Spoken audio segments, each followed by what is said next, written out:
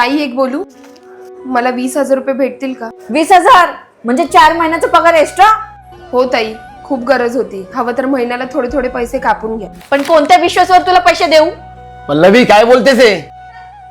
शिवानी आपल्याकडे 6 वर्षापासून काम करते. तिच्यावर विश्वास ठेवणार ना तर कोणावर ठेवणार? शिवानी काय झालं सांगशील का मला? दादा तुम्हाला तर माहिती आहे, माझा नवरा खूप आजारी आहे, कामाला सुद्धा जात नाही. त्याच्याच आजारपणासाठी पैसे हवे. हो माहित आहे. हे घे पैसे, काळजी करू नको, आरामात दे. अहो पण बस पल्लवी. थँक्यू दादा. आता तरी शुद्धीवर या. 20,000ला मस्त चुना लावला हिने. मावशी ही शिवानी कुठे गेली माहितीये का? तिचा नवरा मेल्यावर ती हे घर सोडून गेली. दादा शिवानी अगं कुठे होतीस एवढे दिवस? तुझी किती काळजी वाटत होती. तुझ्या नवऱ्याबद्दल पण समजलं. सॉरी दादा, तुम्हाला न सांगताच निघून गेले मी, ते पण तुमचे पैसे घेऊन.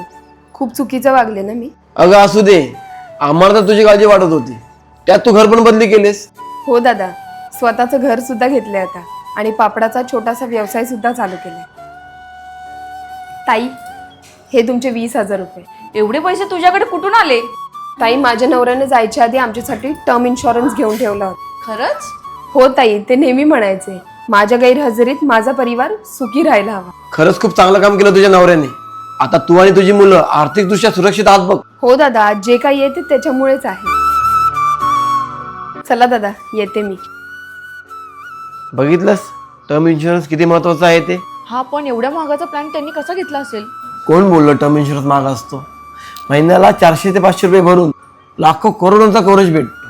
त्यामुळे घरातील खर्च, मुलांचे शिक्षण सगळं त्यातूनच मॅनेज होतं.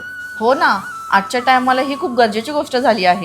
तुमच्या सुविधेसाठी मी याची लिंक बायोमध्ये दिली आहे, जिथे तुम्ही बेस्ट टर्म प्लॅन निवडू शकता. ऑनलाईनवर तुम्हाला 15% पर्यंत डिस्काउंट भेटेल. टर्म इन्शुरन्स एक पॉलिसी नाही तर एक प्रॉमिस आहे. आपल्या जवळच्या व्यक्तीला फक्त प्रेम नाही तर संरक्षण सुद्धा द्या. जीवनाचे नियंत्रण आपल्या हातामध्ये नसतं, पण त्याची सुरक्षितता घेणं हे आपल्या हातामध्ये नक्कीच असतं. आत्ताच लिंकवर क्लिक करा. धन्यवाद.